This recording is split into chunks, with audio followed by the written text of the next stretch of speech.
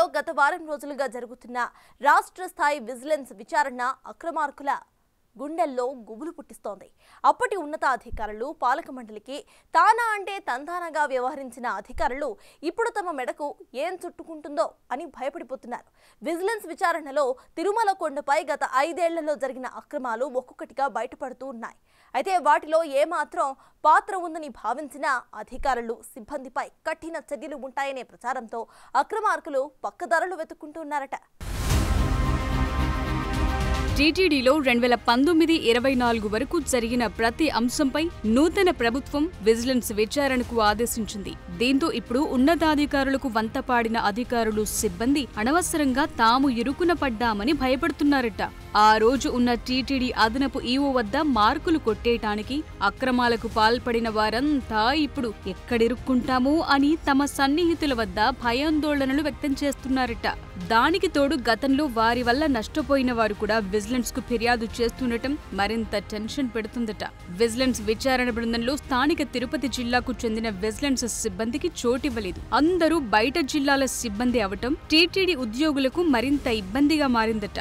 2019లో YCP అధికారంలోకి రాగానే TTD జేఈఓగా ధర్మారెడ్డిని నియమించారు. ఆయన అప్పట్లో 2 పోలీస్ అధికారులను తిరుమలలో సీఐలుగా తీసుకున్నారు. ఆ ఇద్దరు ఒకరిని మించి మరొకరు భక్తులతో పాటు ప్రశ్నించిన వారిని విపరీతంగా భయపెట్టారు. మీడియా వారితో సహా పలువురిపై కేసులు పెట్టడంతో పాటు తీవ్రంగా వేధించారన్న ఆరోపణలున్నాయి. వైసీపీ నేతల అండతో చెలరేగిన వారిద్దరూ ఎస్పీ కంటే పవర్ఫుల్ అని అప్పట్లో ప్రచారం జరిగింది. ప్రస్తుతం వారిద్దరూ లూప్ లైన్ లో ఉన్నారు. వారి మీద కూడా తిరుమల స్థానికులు విజిలెన్స్ కు ఫిర్యాదు చేశారట.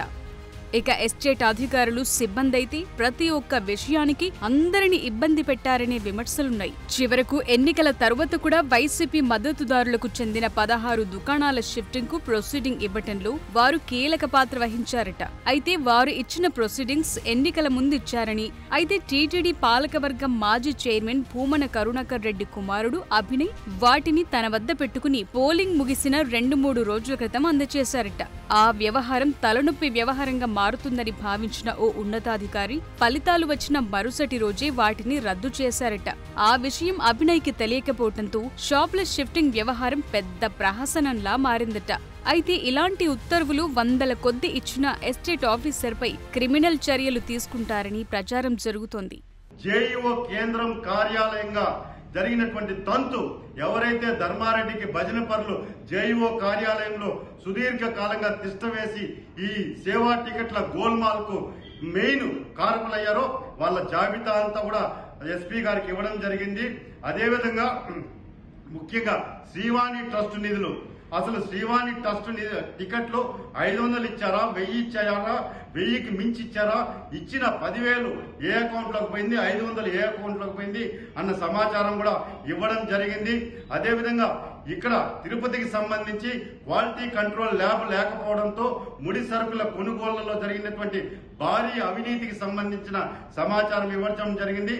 ఇక శ్రీవాణి ట్రస్ట్ నిధులు హుండీ సొమ్ములను జాతీయ బ్యాంకుల్లో కాకుండా ప్రైవేటు బ్యాంకులతో పాటు చివరకు అర్బన్ కోఆపరేటివ్ బ్యాంకులో సైతం డిపాజిట్ చేశారని తెలుస్తోంది. టీటీడీ యాక్టు ప్రకారం జాతీయ బ్యాంకుల్లో మాత్రమే నిధులు డిపాజిట్ చేయాలి. వాటిని ఉల్లంఘించి మరీ ప్రైవేటు బ్యాంకుల్లో వందల కోట్ల రూపాయలు డిపాజిట్ చేయటం చర్చనీయాంశంగా మారింది. పేరుకు అధిక వడ్డీ కోసమని చెప్తున్నప్పటికీ దాని వెనుక క్విడ్ ప్రో ఖచ్చితంగా జరిగి ఉంటుందని అంటున్నారు. ఈ తతంగం వెనుక ఉన్న సూత్రధారిపై విజిలెన్స్ ఆరా తీస్తోంది. తిరుమలలో గత 5 సంవత్సరాల్లో చాలా మందికి గెస్ట్ హౌస్ల నిర్మాణానికి అనుమతులిచ్చారు. గత టీటీడీ చైర్మన్ వైవి సుబ్బారెడ్డి తనకు హైదరాబాద్, విజయవాడలతో పాటు వైజాగ్ లో ఉన్న భూములను డెవలప్ చేస్తున్న సంస్థకు ఓ గెస్ట్ హౌస్ నిర్మాణానికి అనుమతిచ్చారు. ఆ సంస్థతో పాటు హైదరాబాద్ కేంద్రంగా నిర్మాణాలు చేపడుతున్న అనేక సంస్థలకు గెస్ట్ హౌస్లు మంజూరు చేశారు. వీరు అనేక నిబంధనలు ఉల్లంఘించి నిర్మాణాలు జరిపిన తిరుమల ఎస్టేట్ అధికారితో పాటు ఇంజనీరింగ్ అధికారులు చూస్తూ ఉండిపోయారన్న ఫిర్యాదులు విజిలెన్స్ కందాయి. ప్రతి ఒక్క గెస్ట్ హౌస్ కేటాయింపు వెనుక ఖచ్చితంగా మతలబు ఉందని అనుమానిస్తున్నారు.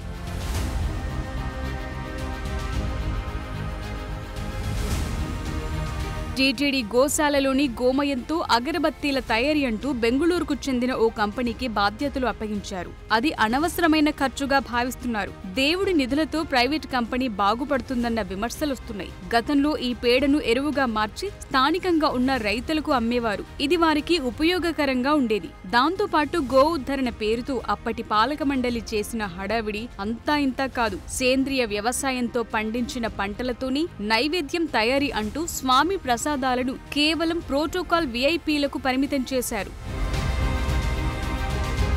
10,500 రూపాయల టికెట్ కొనుగోలు చేసిన శ్రీవాణి దర్శనం భక్తులు దానిపై ప్రశ్నిస్తే వారిపై అప్పట్లో విజిలెన్స్ దాడులు జరిగాయి. అన్నప్రసాద కేంద్రంలో భోజనం బాగాలేదని చెప్తూ వీడియోలు తీసిన వారిని అప్పటి టీటీడీ విజిలెన్స్ సిబ్బంది వెంటాడి మరీ వారి స్వగ్రామాలకు వెళ్లి భయపెట్టి అంతా బాగుందని చెప్పిస్తూ వీడియోలు తీయించారట.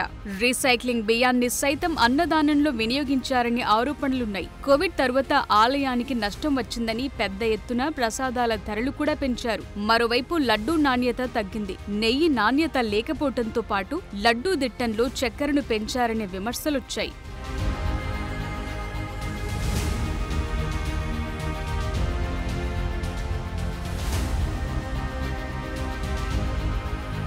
తిరుమలలో కళ్యాణం చేయించుకునే భక్తులకు పెద్ద లడ్డూ వడ ఇచ్చే సంప్రదాయం ఉండేది. దాన్ని కూడా తీసివేసి భక్తుల ఆగ్రహానికి గురయ్యారు. ఇదేమని ప్రశ్నిస్తే సమాధానం లేదు. వీటన్నింటిపైన కూడా విజిలెన్స్ పూర్తి స్థాయిలో రికార్డులు సేకరిస్తున్నట్టు సమాచారం.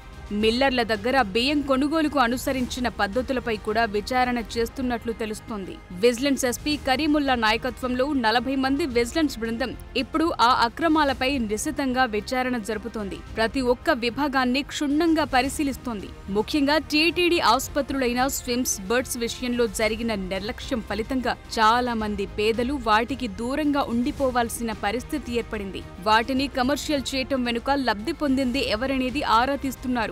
మందుల కొనుగోలుతో పాటు నిర్మాణం పనులు, టెండర్ల విషయంలో ఏం జరిగిందని దానిపై రికార్డులు తీసుకుంటున్నారు.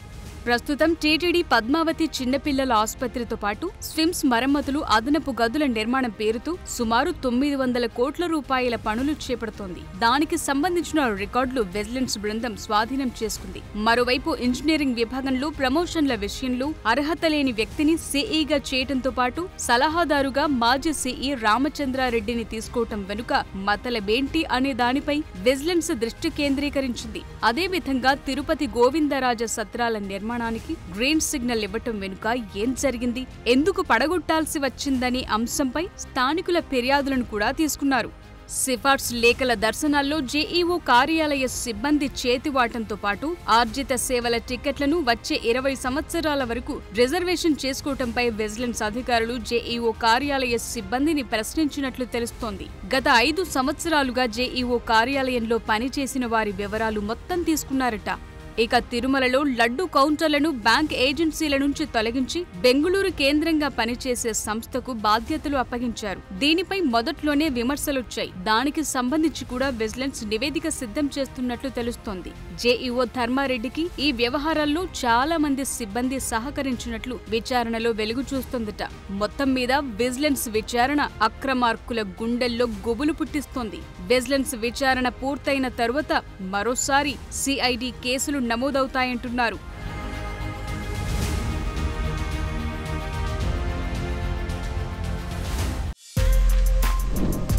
For more videos like this, subscribe Big TV channel.